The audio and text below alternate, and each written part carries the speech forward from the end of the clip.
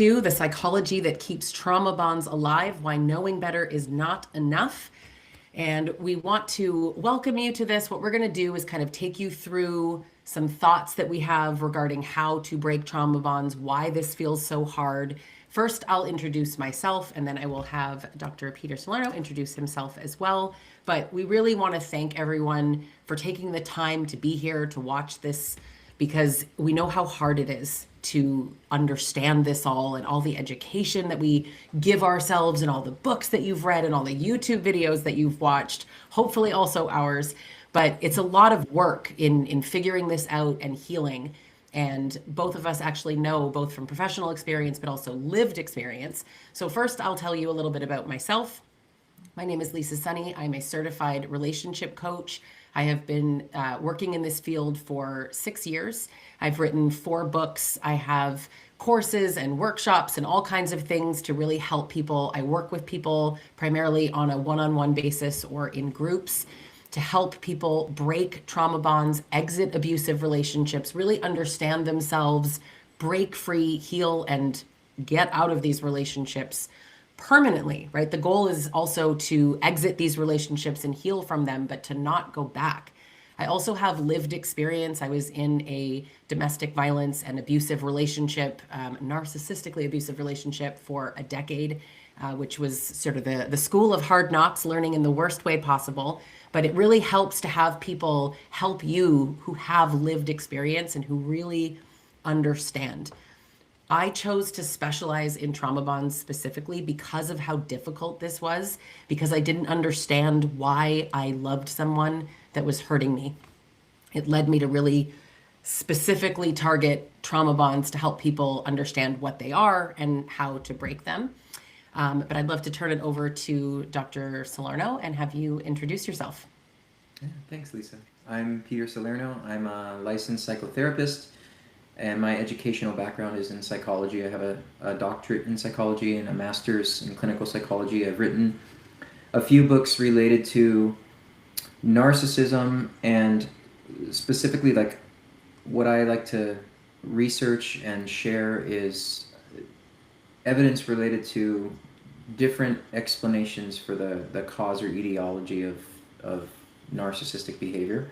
So I don't typically conceptualize narcissism solely as the result of trauma, and I think that's kind of what sets me apart in a lot of ways. I like research in behavioral genetics, evolutionary psychology, developmental psychology that speaks more to other alternatives related to what causes this type of behavior in abuse and relationships. So predominantly I'm a trauma therapist, and my specialty is treating trauma in individuals who have suffered from abusive relationships, typically with people who are pathologically abusive, so narcissistic, severely impaired in the sense of personality pathology. And I've done extensive research on the difference between complex PTSD and what I call traumatic cognitive dissonance, kind of the difference between typical trauma and atypical trauma that results from being intentionally coerced, manipulated, and abused versus reactionary abuse. So, and I do a lot of what Lisa just mentioned she does, and we co-facilitate workshops and we co-facilitate support groups, and I'm available also for individual consulting and things like that as well. Yeah. The books that you've written, which ultimately is how Peter and I met, was I have read his books, which are absolutely outstanding. So I certainly suggest to everyone Traumatic Cognitive Dissonance, The Nature and Nurture of Narcissism, and Cruelty by Nature are just incredible. I think, you know, you've said things that are very profound here and we're going to get into some of this in today's webinar, but calling it traumatic cognitive dissonance instead of cognitive dissonance, you'll get into that. Don't explain it just yet, but some of these distinctions are really important. And I think one of the most profound pieces of information that really connected me to you and connected me to your content and your beliefs is that it's not from trauma. I think for me, I felt like when I was in it anyway, that trauma made me much more empathetic to what my abuser was going through rather than focusing on what he was putting me through, and being able to kind of separate it and see that This isn't a reaction to trauma and poor them. This is fundamentally willful choices. I think that gave me freedom. And I have witnessed so many people in our groups have it give them the same kind of freedom, and people in our comment sections and all that. So I'm happy to, bring that belief to people so they can really, really see that and understand it. And this really is for people who know what a trauma bond is, who know that understanding is not going to necessarily make you free. I think there are steps to breaking out of this, but what's interesting is it's not just learn about it, it makes sense, and you end the relationship. This is really so much deeper than that. So we want to explain the mechanisms. We want to explain why this is so hard, why knowing just isn't enough, why it has to be so much more. So this is the first stage, right? Knowing. So Yes. Peter's going to talk a little bit about why the insight alone doesn't actually create detachment. So I'll turn the floor over to you.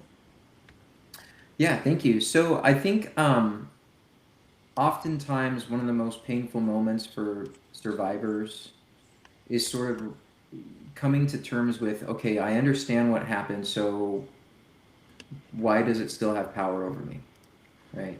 And oftentimes we go to therapy and we try to figure out, I'm talking about it, I'm getting validation, or I'm going to coaching, or I'm entering a program, or I'm just reading a lot, right? Going down the rabbit hole of the extensive books that you can read and become an expert in through personal experience. And then you start going back and seeing like there were red flags. You can now say this was abuse. I think that's a big step for a lot of people. Like, this wasn't a misunderstanding. This wasn't relational conflict in the traditional or conventional sense. This wasn't collaborative repair. This was abusive, right? So then the pull still remains, right? And so this is what we facilitate a lot of groups related to this. But why does a survivor of this type of abuse believe that simultaneously, I guess we could say, that they were abused, but also that they don't want to necessarily leave, or they feel like they can't leave, or it should be as simple as insight and then they should be able to leave? So, because I think one of the reasons is insight typically does lead to change in most other situations in life, right? Insight leads to, okay, now I'm aware, so now I can go do something different. And that awareness gives you a level of control or agency over your life again. But the problem is with these types of trauma bonds is insight doesn't actually lead to detachment, just like no contact doesn't lead to breaking or dissolving, a trauma bond. It's not as simple as just knowing. And with this kind of ambiguity of, okay, well, I know but I can't leave, or I know but I don't want to leave, or something's pulling me to remain even emotionally attached, even if you're not physically connected, you start to ask questions like, well, what's wrong with me? Why am I still stuck? And then this can lead down a path of you then doubting whether or not it was actually abuse. So insight fails in trauma bonds. It's not sufficient. The reason why is because that type of knowledge lives in the cognitive brain or the thinking brain, but your nervous system is still emotionally hijacked or bound for a lot of reasons. One is the attachment system. Our systems are designed for kinship, and we get rewarded for trying to work things out. We also have biases towards trying to solve problems within the context of relationships. So there's a lot of, like, if we want to go down that far, evolutionary, ancestral reasons why we're focused more on trying to preserve something rather than break something, especially if you're somebody who suffers from a normal neurotic nature where you have internal conflicts and you take accountability and you want things to work. I mean, that's a very rational thing to do. But if you don't have a collaborative partner and they're abusive, that's not really what their agenda is in the relationship. So speaking about being discarded or left alone or blamed for things, or kind of kept on the hook where it's not an actual discard, there's just sort of intermittent reinforcement still going on. all of these things, even if the person, were to leave your country and never see you again and you never saw them again, you would still technically be trauma bonded. You'd still have this emotional hijacking. And the reason for that really has to do with the intentional manipulation, the intentional coercion. The intentionality component is big here. We're not simply dealing with an individual in these contexts who has been very reactive with you. That's possible that they've been very reactive, overreactive even. But what's actually happened is you have formed a bond, an attachment bond with somebody who didn't have any intention of connecting, didn't have any intention of following through with commitments. How conscious that is on their part is, up in the air, but that's really kind of irrelevant to the purposes, because whatever the intention, whatever the level of consciousness was, it wasn't sufficient to prevent them from getting you stuck in this mess, right? So what we're talking about now is, what's up cognitively, but emotionally, you can't just walk away from it. And so this has a lot to do with being out of alignment with cognition and emotion. And I like to liken this a lot to what happens in situations where people are involved in a cult. So there's a lot of, lots of influencers and things that talk about cults and things like that. But what I like about this is you can have what's called a micro cult or a cult of one, where you essentially are doing the bidding of the cult leader, the person who subjugated you. You are the object, they're the subject. Only one person in these dynamics has the right, if you will, to be subjective, right? So it's not enough to tell somebody that they're in a cult.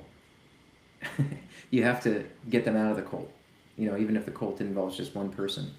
And so we're going to go over a little bit about that later in some later sections related to the cognitive dissonance. But I just want to be abundantly clear that you can't walk away from a relationship like this with just the cognitive knowledge or the insight. You have to get back into alignment. Your cognitive mind has to get back into alignment with your nervous system and with your emotional life. And the nature of these relationships is to intentionally separate those two things, so you're stuck in a state of ambiguity where you're no longer in control of what your nervous system is telling you is okay. Interestingly enough, our brains have actually evolved in a lot of ways to have what's called a deception detection network, and even that is hijacked by individuals. Like, they take your brain to detect errors and act on them, and it removes it and sort of creates more of a justification, confirmation bias process, where you are thinking in favor of the abusive person so much that you can't just walk away from them. So I guess I'll stop there. Lisa, if you want to add anything to that. I think I just want to add, I relate so much, and I hope so much that I never forget how it feels to know and not know at the same time. It's like there's two parts of you sort of battling. So what you're talking about, this cognitively, you get it. You can watch the videos and listen to the podcasts and read the books, but there's a level of understanding where it actually gets into your body. You feel it now. You really understand it on a much deeper level. And I really think that's where the change starts to happen. Education is first. It's not irrelevant, but it's not the most important step, but it is definitely Necessary. necessary, like very much, absolutely.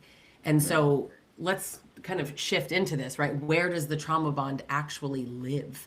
And I want people to sort of shift from that, like, what's wrong with me?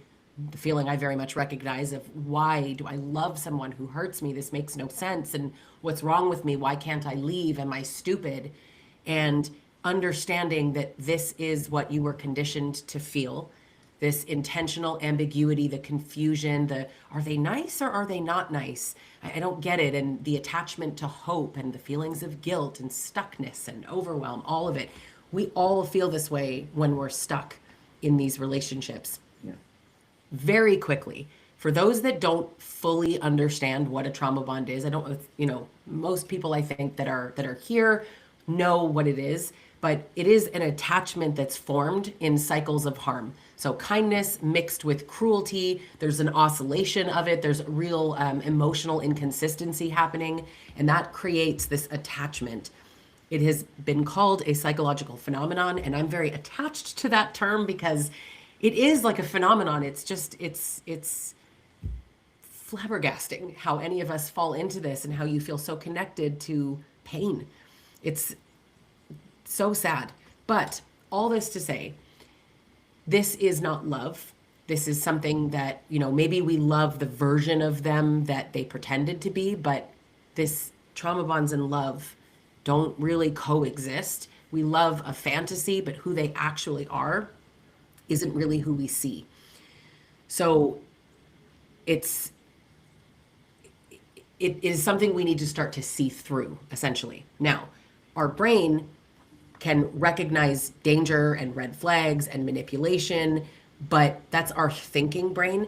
And trauma bonding kind of wires this more into emotional memory and using your survival brain. The logical brain, that's the I should leave, right? That's the part that Peter's talking about. I understand that this is abuse and I understand that they're not necessarily going to change. But then the hope and the trauma bond sort of says, are you sure they can't change? And maybe it's you, and it tries to kind of keep you there. So your body rather is always going to kind of prioritize survival over logic. And that's kind of a real trap of being stuck in a trauma bond. You're going to feel very stuck and very confused. And I want to make crystal clear that that's often the point. The confusion is the point. Something I say frequently is that the kindness in these relationships that we see, or the good times, they exist to facilitate the bad. They exist on purpose. They're being kind to you intermittently so that you stay. Because if a relationship was truly all bad, you would leave. Any of us would leave. If it was 24/7 abusiveness, what we cling to are the good times. And in some cases too, the absence of overt abusiveness. That's the part that's kind of tricky, is that we talk about these relationships like they are good and bad, and it has kindness and abusiveness, but there's also just an absence of abuse that sometimes feels good. So you may not always be getting the love bombing that you're hearing about and all of the breadcrumbs that you hear about online. But the truth is, it lives in your nervous system. And so somatic healing and really talking about where the feelings live in your body and how you feel and really connecting and creating awareness in your body really matters.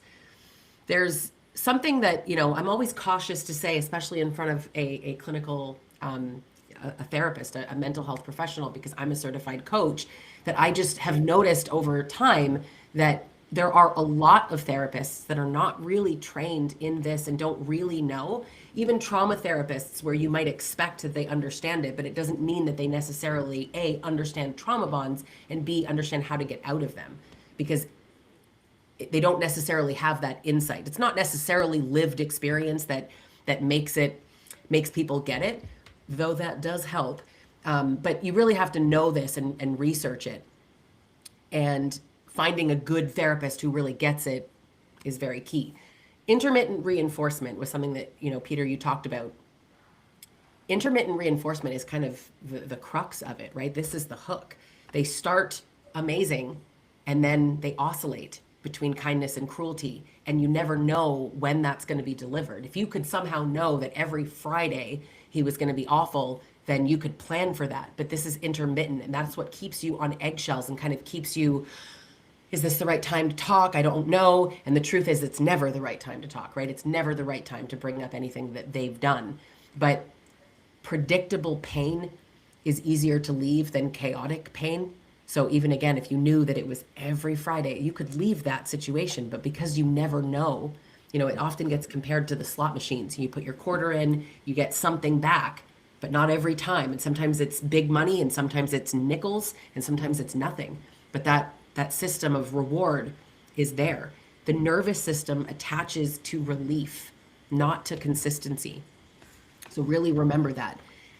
Examples of this in practice might be something like, the person screams and then disappears, but then shows up and apologizes and holds your face really softly and says they're so sorry. Or you're walking on eggshells, because you're here managing their mood, and then all of a sudden they call you their soulmate. I've never felt like this before. And it's so disorienting, destabilizing. It could be a text after days of silence. If you're being stonewalled and then you get kindness or you get affection or connection of any kind, it's like, oh. And I want people to really see that feeling of like, oh, I love this person. I think that's relief. That, oh, things are okay. Oh, they're in a good mood.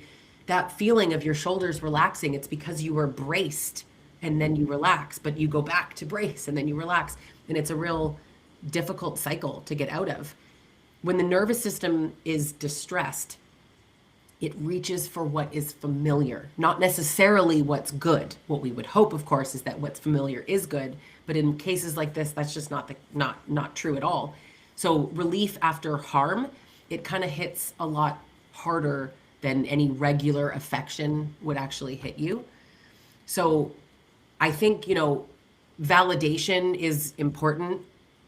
This is abuse. This is what you've been through. This is so hard. I get it. And you do get that in private therapy, one-on-one therapy often, but that's not going to break the cycle. The survival brain is really learning through the peaks, not the explanation. This sort of, when I'm talking to people, I like using specific lived examples in your life to really bring this into your reality, to see the hot and cold happening in your life. So we kind of move from the videos and the books into bringing this to your lived experience. There's a pain relief loop that's quite brutal, but it's how your body gets trained. And pain creates that fight or flight spike, right? And anxiety is going to build, and it feels unbearable for the most part. And anything that brings relief, an apology, affection, spicy time, calm, anything, it feels like salvation, that relief that I'm talking about. Oh, it's incredible. However, it's a trick in many ways because it never lasts, right? You notice that it's the roller coaster, the worst roller coaster you've ever been on, undoubtedly. But it's sort of danger comes, harm comes, and then he fixes it. And then it repeats. And so crying in your car, swearing that you're done this time, and then he sends a text and it's like, oh man, I'm going back. Or, I'm no contact, and you block them, and then you run into them, or they're following you, or whatever. They show up in your life somehow, and it's like, okay, just one more conversation, or one more conversation for closure, which can lead you back into it. It can be, being terrified after a fight, shaking with fear, and then the first scrap of kindness that the person shows you, it's like it erases everything. It's part of what makes us feel so crazy. But this is common. This is the experience of so many people who are in relationships with disordered, pathological people, abusive people. All of these things are painful as all hell to get through. The brain really kind of mislearns this role, right? He causes pain, he fixes the pain. Therefore, staying feels safer than leaving, even if leaving is literally safer. And I talk about safety a lot, and I don't always mean it in the context of physical safety, because in my view, narcissistic abuse is really more defined by psychological, mental, emotional abuse more than anything. But physical abuse is very much not something we want to just cast aside, because many people are also going through that. But regardless, safety is inside you. It's emotional safety, physical safety, all of it. It feels safer to stay. Leaving is such a risk. Leaving could be giving up your life, your church, your family, your house, your 50% of your kids, money, the comfort of your home. It's really hard to just walk away. And when people say just leave, it's baffling to me, because there's a real addiction here. And there's a lot of shame involved in feeling this kind of addiction. Like, why can't you leave if you're not smart enough or not strong enough? And that's just not what it is at all. It really isn't. I think a lot of people think that once you see the pattern, you should be able to leave. But to our point, knowing is not enough. It is so much deeper than that. And this is why it's important to have people working with you that really understand the agents of change here. Trauma bonds feel like addiction, and it gets compared a lot to a heroin addiction. And to be fair, not that I've ever done or been addicted to heroin, but I've actually had the really interesting ability to speak with two people who were ex-heroin addicts who have also been in trauma bonds, and truly separately, both of them were like, trauma bonds are worse. It's actually harder to break. Obviously that's anecdotal, but it's interesting to see how difficult that is. It's the addiction is really to the relief and the validation and the soothing and kind of the unpredictability of the whole thing. It's not an addiction to the person. I want to be very clear because I don't want to give them that kind of credit, but the body is really pumping dopamine, at the moment that relief arrives. And the more traumatic the low, the more intense the high. And it just becomes this horrible cycle. You're checking your phone constantly, or bargaining with yourself about leaving, or waiting for the next big thing, waiting for the next time he yells, the next time they cheat, then I'll leave. And I get it, I really do.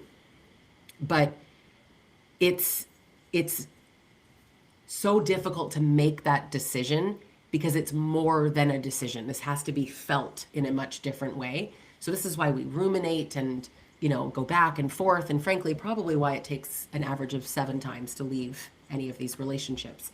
Because once we think about leaving or leave, anxiety, dread, people have insomnia, they can't sleep, they're panic, fog. You hear people constantly talking about coming out of the fog. It makes sense that all of these feelings feel like leaving would be the wrong decision, because it's sort of like choosing pain, right? This feels horrible, I'm going to do that. If it feels so horrible, you stay. But I think it kind of creates more of a paralysis than anything. You don't really know what to do. You don't know how to leave. And none of this is because you're stupid or because you're weak or because you don't know any better. Your nervous system has no new source of relief. So there's a lot of skills involved in being able to cope, building up this kind of coping toolbox and building regulation skills and distress tolerance. It's really important, really, really important.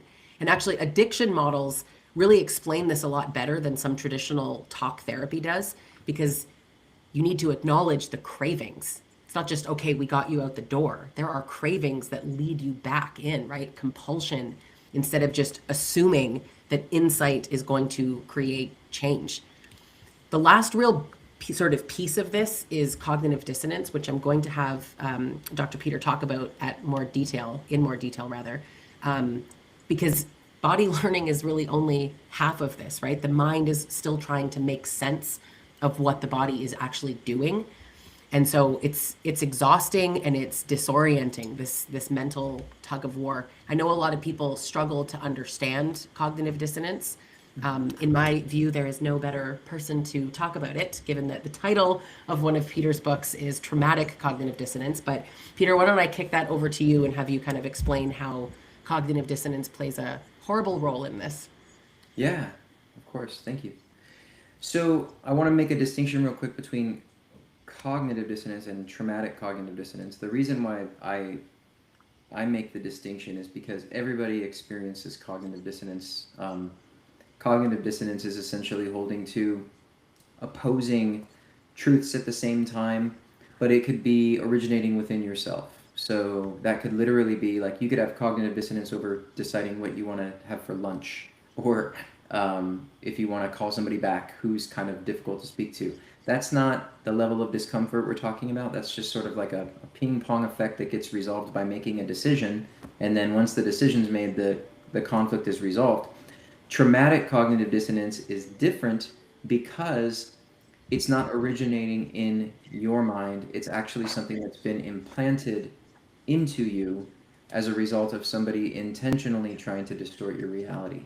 So it's very difficult because you're having thoughts that are contradictory, conflicting, you're having this internal conflict, but it's actually not something that you would have on your own. It's something that's happened as a result of somebody literally installing it into your nervous system in your brain through reality distortion. So That's traumatic because over time it gets chronic. When we talk about trauma, what trauma really is, if like we're just going to do like a plain language, bare bones, like what is trauma? Trauma is the chronic perception of threat in the nervous system. I mean, we can talk about all the different types of it, but that's really what happens. It's the chronic perception of threat. That can happen from, let's say, like an isolated event. It can happen from cumulative, events being stressful, and then it can happen when somebody intentionally tries to distort your reality and convince you that your perception is flawed when it wasn't actually flawed to begin with. So that's the type of cognitive dissonance I'm referring to as a more traumatic version.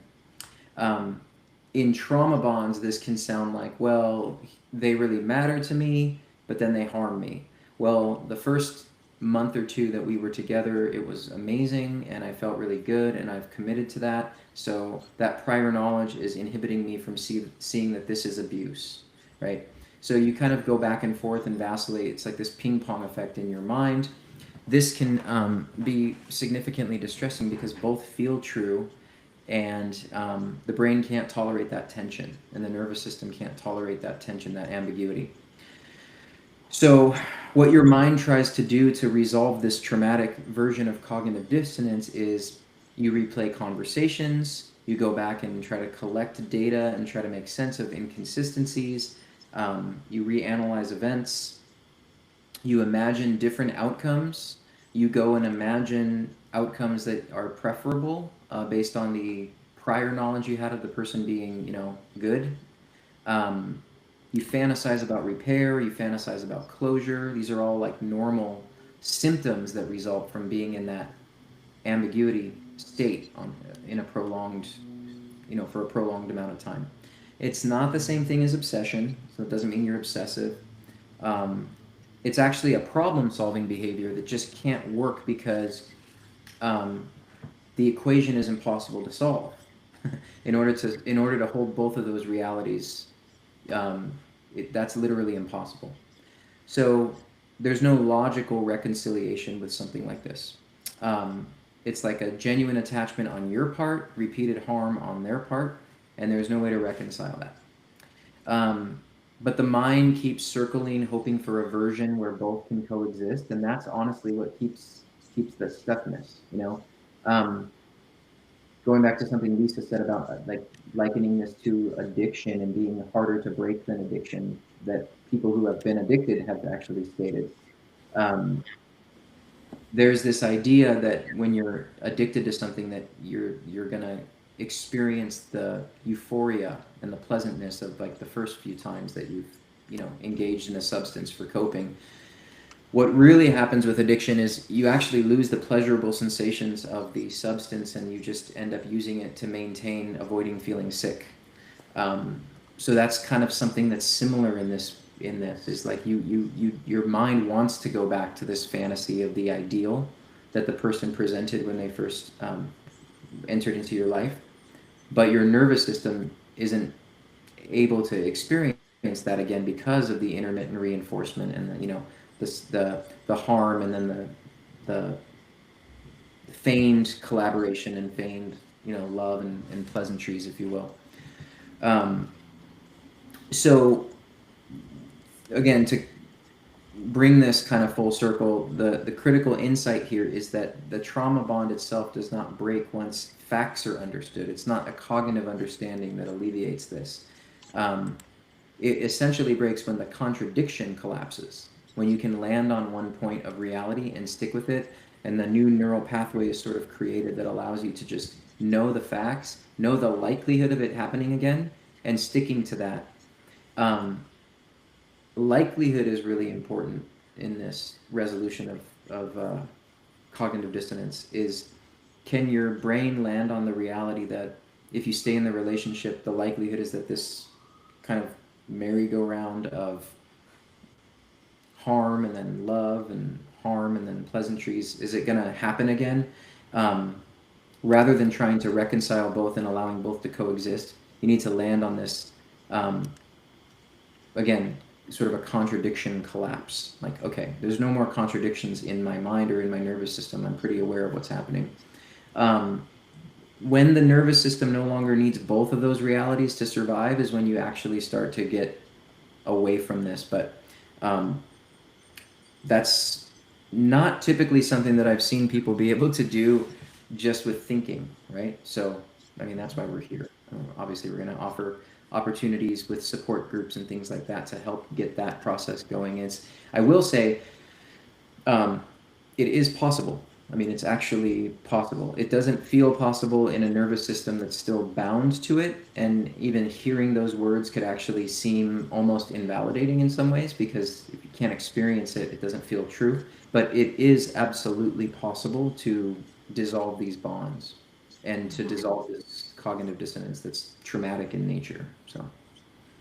I agree. And actually, that last thing that you said, it always reminds me, and for those that follow me, perhaps you've heard me tell this story, but because it's maybe the most profound moment of my healing early on. I wouldn't know. I don't know if calling it healing is accurate, but I would lay on my bathroom floor, cold marble floor, scream crying into towels because I couldn't leave. The thought of not being with him, I couldn't live without him. And what's interesting is I was fully independent before him, but it was like, I can't, I will die. I am going to die. I was in my 30s and I was Googling, can you die from crying? But which is a ridiculous thing, but you're sort of like, but can you? Can you die from heartbreak? I couldn't imagine it. And if someone had said to me, and some people did, like you can get through this. I'm like, no, I can't.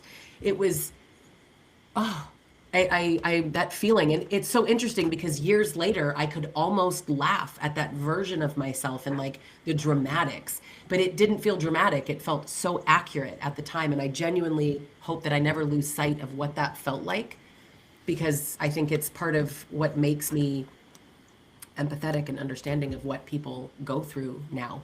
Yeah. Something a lot of people say, right, is that time heals all wounds. I hate that expression with such an intense passion. I understand it conceptually and I get it, we need time, but time, no contact, and logic are actually not enough. And I wish that they were. I wish that we had a magic wand. I wish I had some kind of magic pill. I would ship it out to everyone. No questions asked if that existed. But a lot of our efforts don't actually help. A lot of these strategies don't actually break a trauma bond, right? And we need to know a little bit more about how to do that. And we've touched on a lot of these pieces, but most people who are experiencing this have kind of tried everything, right? You've tried therapy and you've tried this, and sometimes you get invalidated in therapy. Sometimes you watch a video that confuses you more.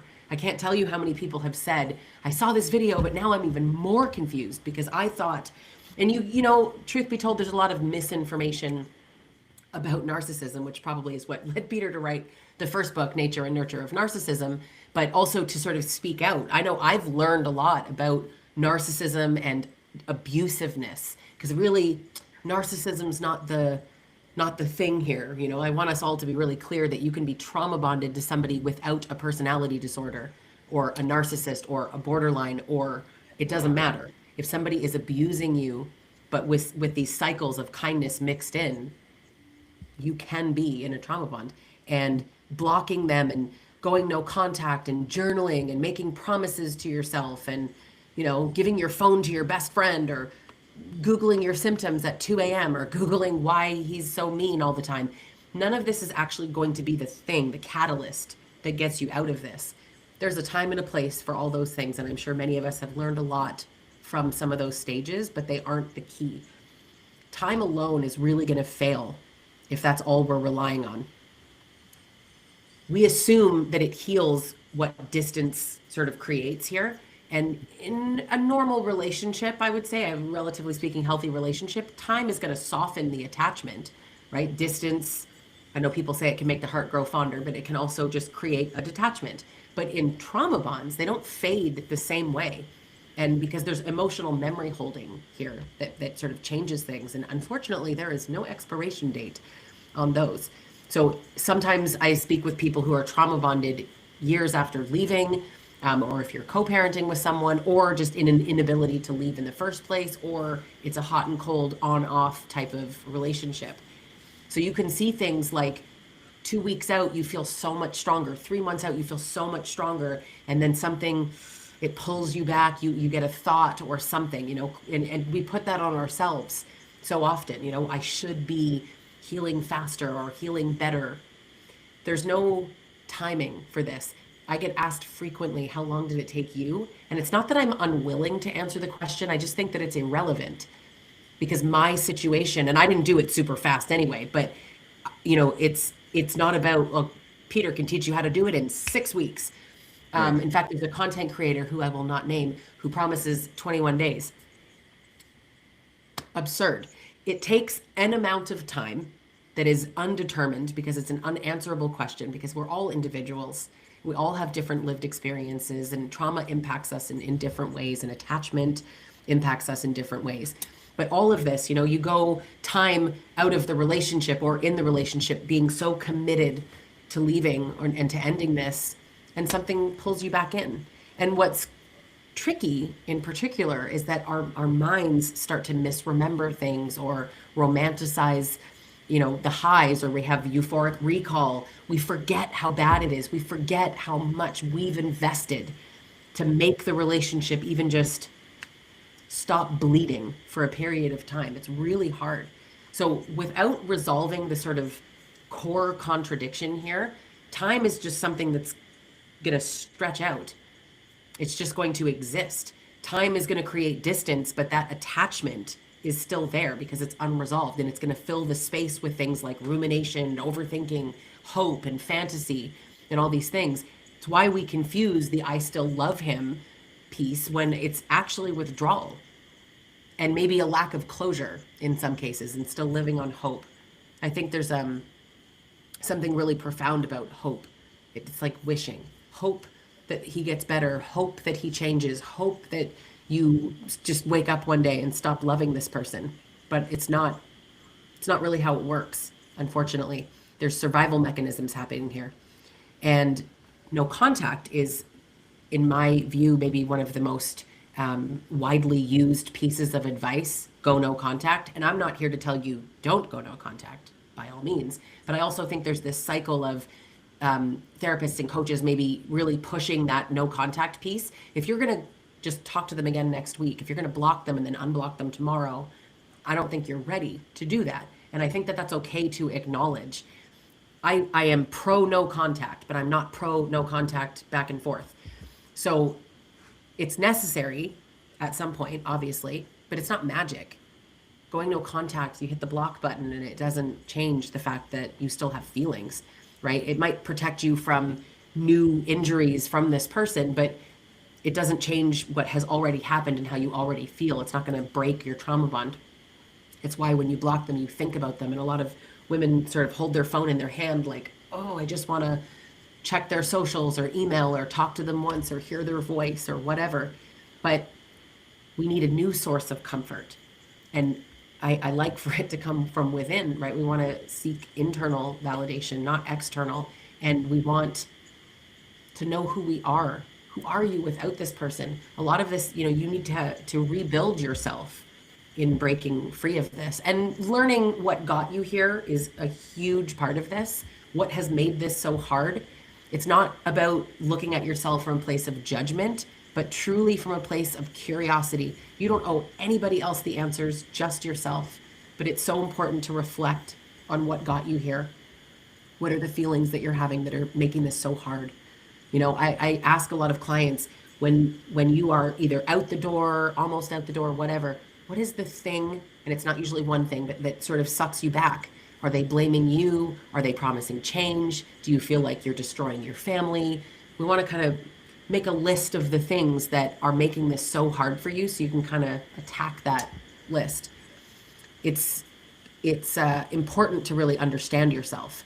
Now, logic, when we're talking about this sort of holding two beliefs, cognitive dissonance and whatnot, logic can make it worse sometimes, because if logic is telling you he's abusive, they won't change, this is unhealthy, I deserve better, and then your feelings are saying I miss them, maybe it wasn't that bad. Maybe I misunderstood him. Maybe he'll change. Maybe it's trauma. Maybe therapy will help him. Maybe this time will be different. Maybe I just needed to threaten to leave and now he really takes me seriously. It's so difficult because your logical brain has kind of already left the relationship and you're understanding it, but your emotional brain hasn't caught up yet. And now you feel shame because and you're still staying. It just makes you feel worse. So I want people to really understand that there's a distinction here and that the logical part is going to happen first. The emotional part happens after.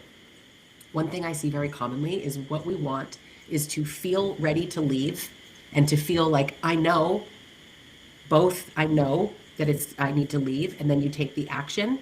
And unfortunately, it often happens in reverse where you aren't ready.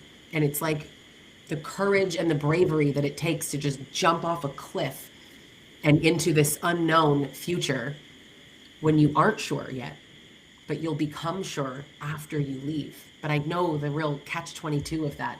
Going no contact is very helpful, but how do you go no contact when you feel like you're going to die if you go no contact, which exacerbates the shame? It's a vicious cycle. But the more you study abuse, I think often you hit this kind of wall where you start to get really furious with yourself for not actually feeling differently. And then you sort of shift into more of what's wrong with me? Why can't I leave? Why can't I get over this person? And you might attack yourself a bit, right? Like, come on, I'm smarter than this. And why am I doing this? This doesn't make any sense. But it does make sense when you look at how this is something that we're all, those of us that have experienced it, are going through, and that it is hard for everyone, and that that's okay. So logic is going to take you to a point. Skill building is really where where the magic starts to happen. There's no magic pill, but the magic starts to happen. I think feeling worse feels like, I don't know, proof that you're failing in some ways. I hear that from a lot of people. Leaving isn't the hard part. It's hard, don't get me wrong. It's not the hardest part. Staying gone is one of the hardest parts because withdrawal is a very real thing. And when that trauma bond is threatened, I'm telling you, it's like the loudest, it's the deepest. You know, the symptoms that you might experience are panic and obsessive thinking and grief for the living.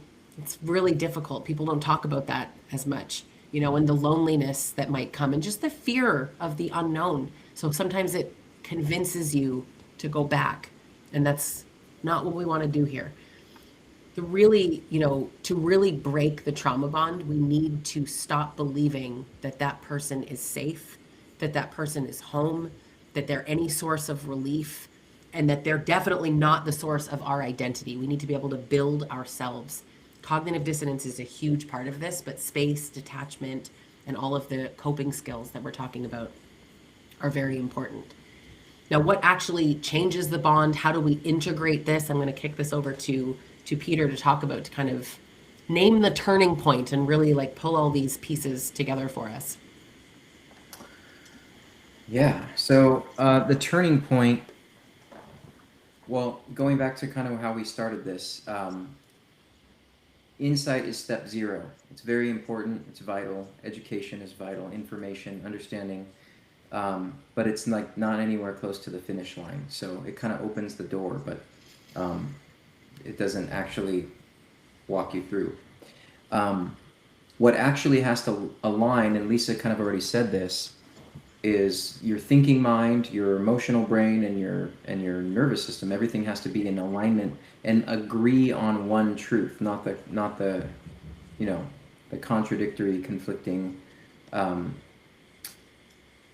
ping pong effect is what I kind of like to call it, where like there's two truths simultaneously just bouncing back and forth, causing you to ruminate. So there can't be like a but maybe anymore in this scenario with the turning point. There has to be, this connection is unsafe, period. That has to feel true logically, cognitively, emotionally, and it has to actually be true in the sense that your nervous system sends signals to your brain with that message. Like that message has to be abundantly clear, and it can be the only message that exists.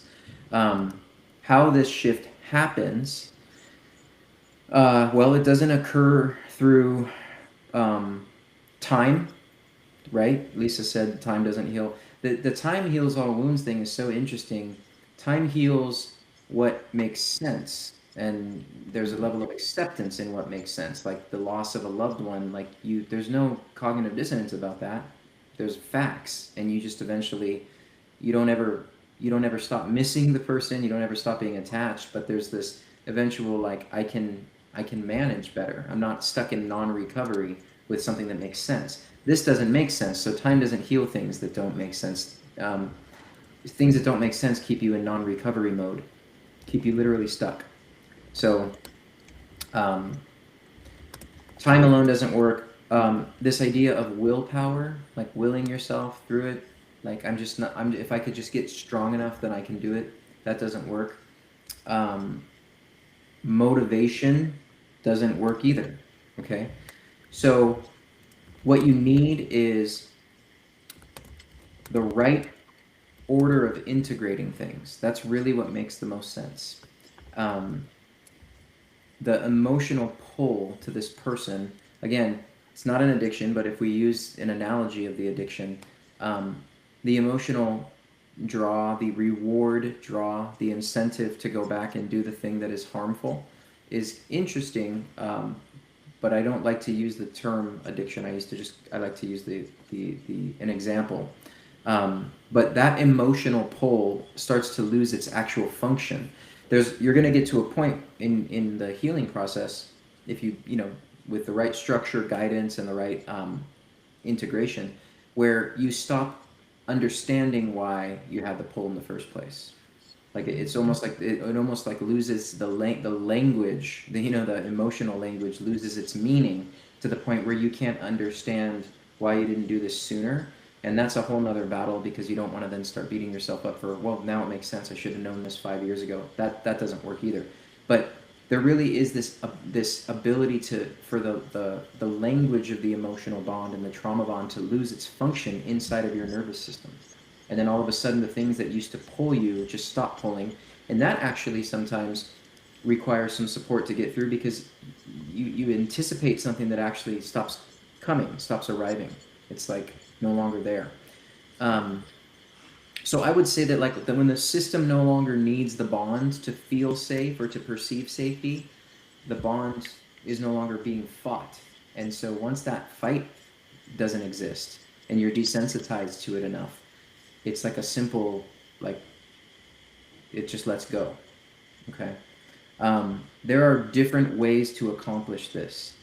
But when you accomplish that, the relief does in fact feel permanent. It's a permanent shift. It's a new neural pathway. It's a new perception that no amount of even intentional reminiscing or nostalgia or holiday seasons or anything like that can actually get you to go back. So this shift is permanent. It's not like fantasized. There are different ways to go about achieving that. Obviously, what we're talking about today is the first step is just knowing, is awareness. But I would say that some of the agents of change that have been the most effective for people are reality testing in a group setting, where you are introduced to individuals who literally validate you, not because they want you to feel validated, but because they believe you, that they understand your truth because they've lived it, and you don't need to convince them of anything. That's something that I think is really big. I mean, Lisa pointed to the individual growth and the internal, intrinsic level of growth that happens inside, and that's absolutely crucial. Knowing yourself, knowing your truth, knowing, creating an identity that is authentic to you, that is essential. But when you go and then you carry that to the world, which you're going to have to, because we're social creatures, you need people to reality test with you that identity that you've created and that development you've created is legitimate. And so you do need feedback. I mean, our environment matters in that sense. So reality testing with people and getting that validation and that confirmation that you weren't crazy, there was nothing wrong with you, you weren't weak, there wasn't anything wrong with you not being able to leave. That's essential. And there's other elements to this that could help. I do want to emphasize, and I emphasize this in my workshops that I facilitate, there's not a one size fits all or cure all for every nervous system. There are generally things that seem to be helpful for everyone, but you still need to kind of do a little bit of trial and error once you're out of the part where the emotional pull has lost its function. Once you are adamant about that and it's set in stone and that's a permanent shift, you still need to do a little bit of, I guess, experimenting with what the best things are for you. So there's obviously all kinds of techniques and methods and therapeutic modalities that are useful, but I don't like to give people the idea that there's this umbrella, one size fits all, cure all type of thing. So, but the good news is once you get out of that emotional pull, you'll be able to have the energy to budget to look for those things, and it'll actually be a very enriching and enlightening experience rather than this exhaustive, trial, this daunting task of trying to get understanding of what works for you. But again, just to kind of review what I said, the thinking mind, the emotional brain, the nervous system, they all have to be in alignment, and there can be no longer any, but maybes, right? Like it's going to be that whole thing has lost its function. I'm very aware that there's just no safety in this dynamic, and I don't have to be convinced of that anymore. Mm-hmm. It's a beautiful thing to not have to be convinced of that anymore.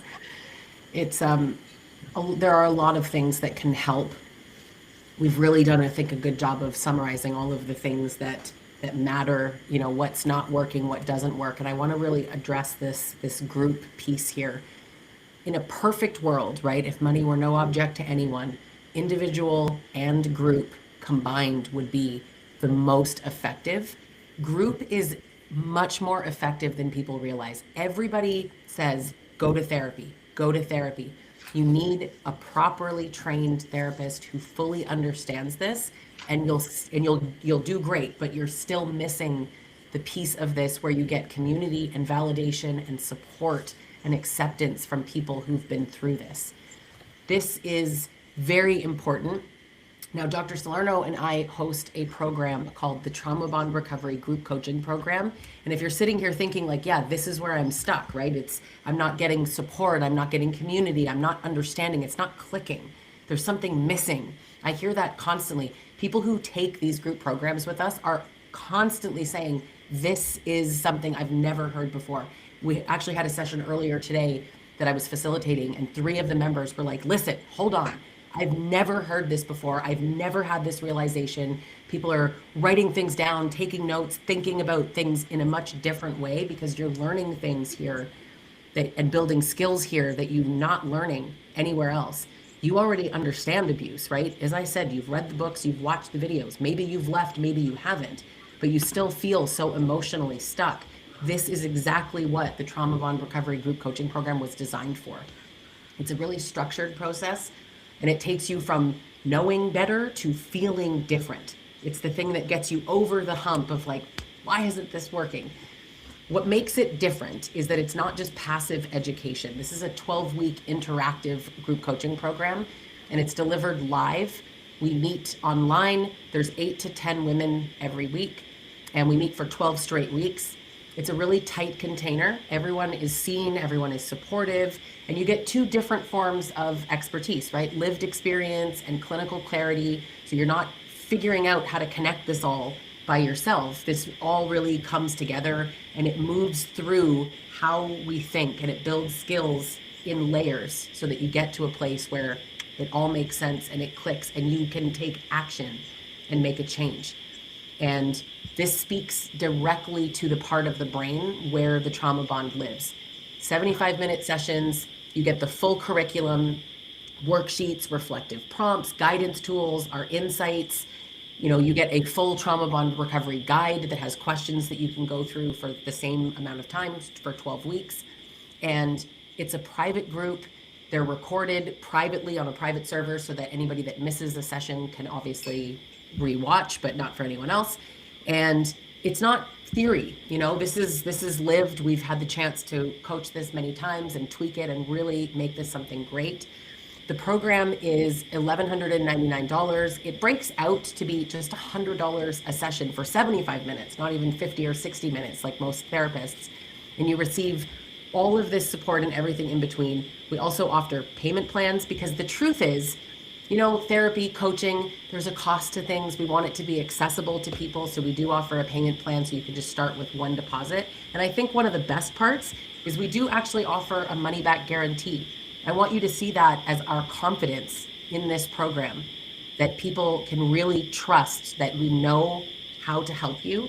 And if you feel at the end of the program and you've done all the coursework and you genuinely feel that it's not helpful, you don't feel any meaningful shift, you can reach out to either one of us.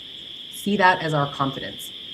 So if you're really just tired of knowing better and not necessarily feeling better, this is the next step. This is what you want to do next. I want you to join us. We host these programs on a monthly basis. So please check it out and sign up for the Trauma Bond Recovery Group Coaching Program. And I'll just kind of kick it over to you, Peter. Are there any sort of final words that you want to leave everybody with? I just want to say that the culture of the group is a culture that doesn't exist anywhere else. And that's important because culture is important. Once you get out of these relationships or you're in it, but you're trying to get out, what you want to do is you want to establish a network, a system that is safe, right? And that's the kind of culture that is being offered here in these groups. And a lot of people, end up staying in touch with the group members, and it's it's a camaraderie and a bond that is safe, sometimes for the first time in people's lives, but also for the first time after a very long time of an abusive situation. So it restores faith in other people. It restores a lot of things, and yeah, we would love to see that. Yeah, I'm so happy to invite everyone to join us there. And we thank you so much. Thanks for watching today. And we hope that you've learned something from it and you can keep in touch with us. Please, follow us if you aren't already, and check out my books and Peter's books. But we will see you online. Thanks so much.